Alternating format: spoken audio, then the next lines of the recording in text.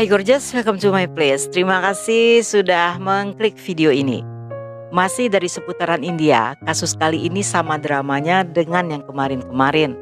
Karena kasus ini dari video dokumenter yang disamarkan nama serta fotonya, dengan terpaksa saya harus pakai foto dari video dokumenter yang tentu saja diperankan oleh artis lokal. Jadi buat yang gak suka video tanpa foto asli dari kasusnya, silakan skip aja atau nonton video lain dari channel ini. Nggak pakai lama, watch. Vicky dan abangnya Vinay merupakan putra dari pasangan Randip dan Durga. Mereka dibesarkan dalam keluarga kaya. Sebagai anak bungsu, walaupun mandiri, Vicky sedikit manja. Dengan wajah tampan serta tubuh tinggi, dia bercita-cita ingin pindah ke Mumbai dan menjadi aktor. Namun ayahnya yang ingin sang putra bergabung dalam bisnis keluarga tentunya menentang keinginannya. Sedangkan Vinay yang telah bekerja di kantor ayahnya tidak keberatan jika sang adik ingin menjadi aktor. Seperti remaja pada umumnya, Vicky juga aktif di Instagram.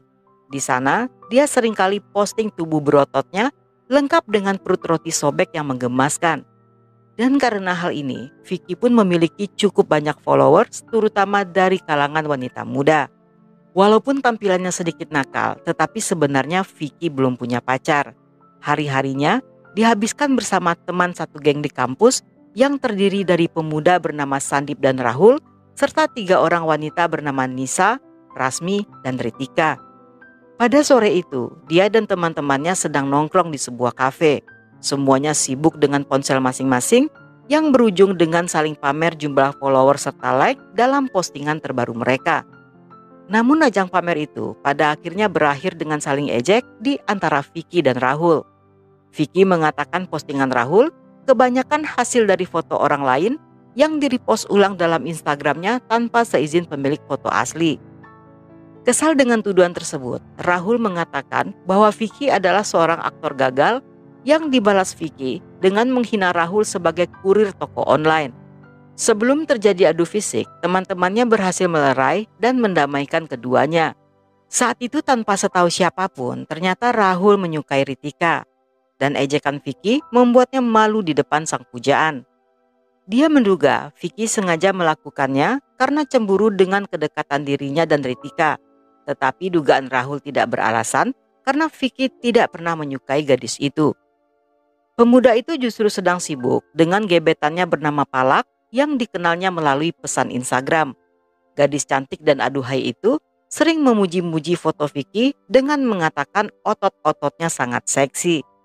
Setelah chatting hampir beberapa minggu, di malam hari pada tanggal 7 Desember 2017, secara tersirat gadis itu mengatakan bahwa orang tuanya sedang berada di luar kota. Dan Vicky yang mengerti apa maksud Palak, menawarkan diri untuk datang menemani gadis itu di rumahnya. Palak yang tampaknya tidak keberatan dengan ide tersebut, segera memberi alamat rumahnya sambil meminta Vicky segera datang. Saat akan pergi, Vinay sempat bertanya kemana Vicky akan pergi malam-malam. Namun alih-alih berterus terang, Vicky justru mengatakan akan pergi ke rumah Sandip.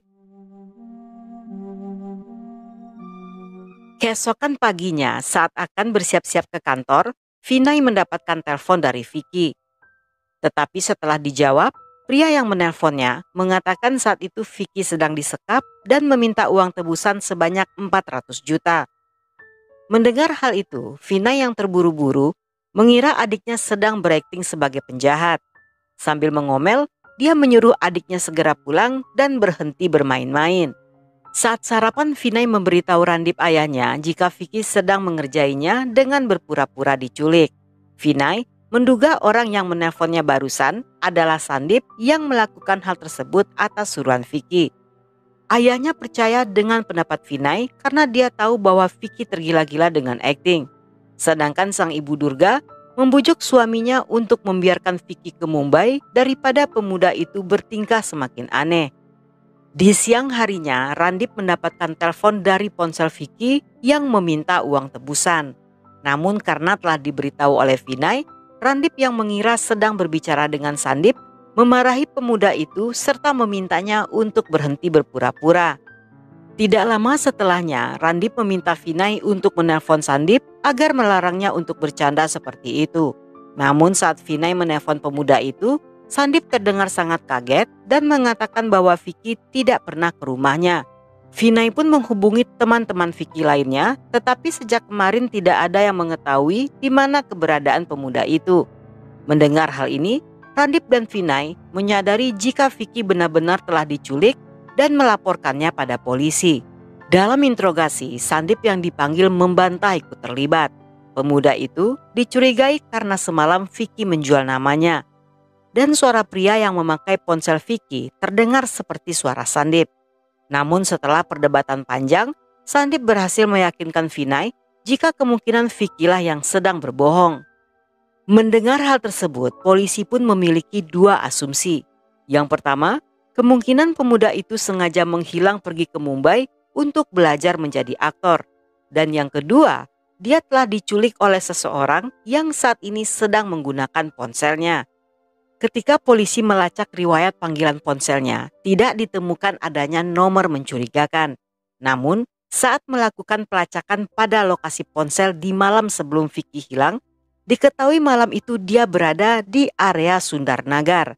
Sedangkan saat si penculik menelpon Vinay, ponsel tersebut berada di Gurguham dan lokasi berikutnya berada di Noida. Dari semua wilayah tersebut, tidak satupun teman-temannya yang tinggal di daerah itu.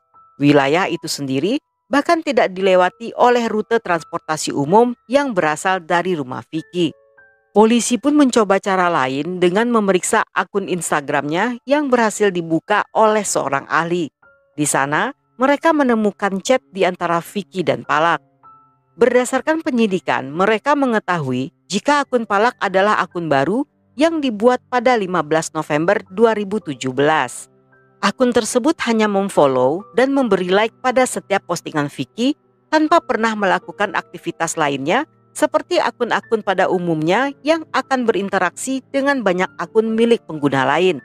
Dipastikan akun milik Palak merupakan akun palsu dan tampaknya sengaja dibuat hanya untuk mendekati Vicky. Dengan melakukan pencarian menggunakan foto, polisi berhasil menemukan pemilik asli dari foto profil yang dipakai dalam akun palsu tersebut. Gadis yang fotonya telah dicuri itu bernama Falguni Gupta. Dia sendiri bahkan tidak tahu jika seseorang telah menggunakan foto di Instagramnya untuk menipu seseorang. Setelah cara tersebut masih belum berhasil, kali ini polisi melacak berdasarkan IP address internet yang digunakan pelaku saat membuat akun milik Palak. Wifi tersebut terdaftar dengan alamat sepasang suami istri bernama Kisan dan Nirmala. Ketika mendatangi mereka, pasangan yang hanya tinggal berdua ini ternyata telah tua dan juga gaptek. Mereka mengatakan bahwa wifi tersebut dipasang oleh anak mereka yang tinggal di kota lain. Hal ini tentunya tidak mungkin perbuatan mereka dan polisi menduga jika ada seseorang yang pernah memakai wifi tersebut dalam radius 100 meter dari rumah keluarga Kisan. Tetapi sayangnya mereka tidak ingat siapa saja yang pernah datang ke rumah mereka dalam rentang waktu bulan November hingga Desember yang mungkin meminta password wifi-nya. Dalam masa-masa itu, polisi juga menanyai teman-teman Vicky. Pada awalnya mereka tampak mengelak, tetapi Sandip dan Ritika menceritakan tentang pertengkaran antara Vicky dan Rahul yang terjadi sebulan sebelumnya. Sehari setelahnya, Kisan kembali menghubungi polisi. Dia baru ingat bahwa pernah minta tolong pada salah seorang kurir online untuk memeriksa gangguan pada wifi dan memberinya nomor password. Ketika polisi memperlihatkan foto Rahul, Kisan mengatakan jika pemuda itulah yang telah menolongnya. Di hari yang sama, polisi juga memeriksa sebuah penginapan yang berada dekat rumah Kisan. Mereka menduga jika pelaku pernah menginap di sana agar bisa mencuri jaringan wifi dari rumah pria itu. Melalui resepsionis, mereka mengetahui daftar tamu yang menginap di sana dalam rentang waktu dari tanggal 15 November hingga 7 Desember. Pada rentang waktu itu, penginapan tersebut tidak memiliki banyak tamu, sehingga polisi tidak kesulitan untuk mensortir kira-kira siapa yang menjadi tersangka. Tamu tersebut terdaftar atas nama Darsal Kausal yang telah beberapa kali datang menginap tetapi tidak pernah muncul lagi setelah tanggal 7 Desember. Berdasarkan alamat pada kartu identitas, polisi mendatangi rumah Darsan, tetapi setibanya di sana, mereka juga menemukan Rahul yang ternyata tinggal serumah dengan pemuda itu. Yang terjadi di malam itu, Vicky mendatangi rumah Palak sesuai alamat yang diberikan di daerah Sundarnagar. Namun sesampainya di sana, tidak ada satupun rumah yang terlihat. Area tersebut merupakan tanah kosong dengan beberapa bangunan tua seperti gudang serta bak sampah. Saat Vicky kembali menghubungi Palak, gadis itu memintanya untuk menunggu karena dia akan menjemput Vicky ke tempat itu. Saat sedang menunggu, Vicky bertemu Rahul yang saat itu sedang bersama Darsan. Ketika Vicky bertanya sedang apa Rahul di sana, Rahul hanya tertawa sambil mengatakan betapa bodohnya Vicky yang dengan gampang ditipu hanya dengan sebuah foto wanita cantik. Pada awalnya Rahul hanya berniat mengerjai Vicky agar terlihat bodoh.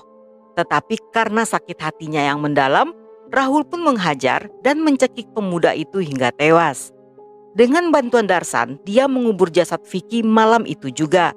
Pemuda tampan itu dikubur dalam kuburan dangkal di sebuah hutan yang berada di area tersebut. Rahul mengaku membuat akun Palak agar bisa menjebak Vicky untuk balas dendam atas peristiwa di kafe sebulan yang lalu. Dia merasa sakit hati karena telah dihina setelah dipermalukan di depan Rikita. Darsan sendiri membantu Rahul karena merasa hutang budi karena selama ini telah banyak ditolong. Namun setelahnya Darsan justru memiliki ide untuk memeras keluarga Vicky. Setelah kejadian ini, banyak orang yang tidak percaya dan menyayangkan perbuatan Rahul. Pemuda itu dulunya dikenal sebagai pemuda baik, ramah, serta pekerja keras. Dalam persidangan yang diadakan setahun setelahnya, Rahul divonis hukuman penjara seumur hidup atas dakwaan penculikan, penipuan, serta pembunuhan. Sedangkan Darsan divonis 15 tahun penjara sebagai kaki tangan, percobaan pemerasan, dan pencurian identitas. Dan sampai di sini dulu cerita kita kali ini. Semoga kalian suka dengan ceritanya. Jangan lupa subscribe, like, komen, dan share sebanyak-banyaknya ke media sosial kalian. Dan buat kalian yang masih betah hingga akhir, thank you, love you, have a nice day, and then see ya.